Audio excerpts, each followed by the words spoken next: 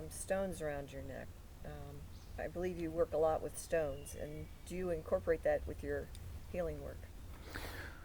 Well, if we go with the premise that everything is energy, spiritual traditions, actually even the Bible, I love to do this when I tell people pay 20 bucks for an electronic Bible and then do a search on quartz or any kind of stones. And you find out that even Christianity used stones to raise the vibration to get connected to God or through Jesus. It's always astounded me. Um, but part of my Cherokee tradition was, and my father started this with me. He was a rock hound, but he would sit and have this love of the stones that it was just, you know, I didn't understand it because I was so into my head and being a business person. I had my own consulting practice and working all the time. I just didn't have any sense of it. So during my midlife correction, and I suddenly woke up, my body suddenly started feeling things and seeing things. I started working with him around the stones, and I started noticing you can feel the energy of the stones, and that's a natural sensation. And I asked how many people, when they played with stones when they were children, can they remember feeling the energy of the stones? And they go, well, yes. And I said, isn't that amazing that you've lost that? And so we are natural, energetic beings who learn to filter out these experiences. Now, in the healing traditions of rocks and stones, and there's a whole lot of information out there about it, is the idea is two energies come together. So if I have a certain vibration of a stone and my body is at a lower vibration because I have, let's just say, something stuck. It could be a memory, it could be anything. We know that scientifically that two opposing frequencies will meet halfway between. So the lower one will rise and the higher one will lower to a midpoint, and then they'll meet to have a frequency. You got three frequencies going on at the same time. So if this one rises, it allows it to expand, which means it has the potential to release. So you can release frozen memories. Some of the frozen parts of myself that has happened over time working with stones or this energy work is old football injuries. I played football and I've had frozen cellular memory of those injuries. I'd overcompensated, what we would say in medical terms, and so I'd lock those places. Well, it doesn't mean it has to be forever. We like to use the excuse, well, it's a football injury, so I explain my not able to use something. What if you release that energy and it frees it up so that it relearns how to have flow and support you and create capacity? And all of that is available to anybody who is willing to open up to it. But unfortunately, most of us are taught in modern society that, you know, that's superstitious or it's not real.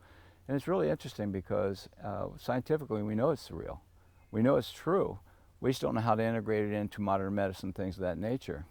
And so I'm looking at all the possibilities and saying, what if it's all energy? So and again, I don't criticize modern medicine. They've done a terrific job. They saved my life. I have Leiden factor 5, which is a severe blood clotting disease. And I've been in hospital 10, 12 days with blood clots they thought should have killed me. So I have great appreciation and I blend them. I'm constantly paying attention to my body and being fully present to it at the same time as I take medicine. So I'm not against it whatsoever. It's how do I cooperate or collaborate with it so that I can have the healthiest body possible. Do you bring the stonework into the healing den? Yes, eventually. First we learn presence, and then we learn a second level of presence, which is the minute you bring a tool in, you begin to use the tool to do unto somebody. So what I teach is the placement of the stones shifts the energy of the container.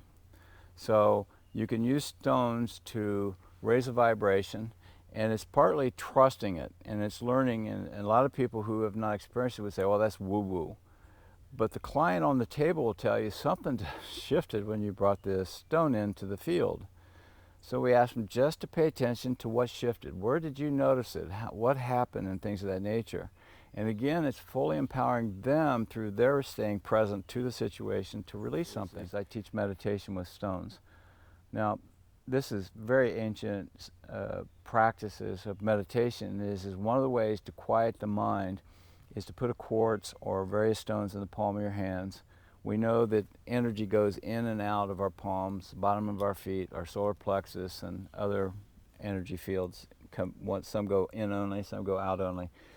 But sitting with two stones and getting quiet, what we begin to notice is our mind quiets. And then in time, our body begins to notice even more. It starts exchanging energy. So I often point out to people that after you've meditated, like, well, let's say just quartz palm pieces, they're round and they fit right in your palm. When you're finished, how can it be that that temperature is hotter than your skin temperature, your body temperature? How can that be? So when we use stones for meditation, one of the things that happens is, and I ask people to do this, and I teach this in a variety of places, people are receptive. So I have corporate clients, I have a men's program is separate that I teach this, and then all the programs I do with the Healing Den. If you sit quietly for 5 minutes a day with the stones, eventually you begin to notice your body just the minute you put them in your hand, it starts relaxing. And then from there, what you begin to notice is the meditation becomes easier and the mind gets quieter. And meditation is the way to quiet the socially constructed mind that we develop for ourselves, whether you call it social construction or whatever you wish to call it. But through a series of creative adjustments of how to feel safe and how to survive, our mind is what supports us. When we quiet the mind, we get fully present, and meditation helps us. Now, the second thing it does, it helps us witness ourselves. So when I witness myself, I begin to realize, oh, I got a hidden belief back there that says when this happens, I do this. And because I'm present, I can dissolve that belief saying it worked then, but it's not true now. So the example I used a little bit ago when I felt resentful is something happened to me when I was a child. I saw it happen in various situations in the past. And when I said, well, there's nothing going on here for make me resent this person. They haven't done anything to me.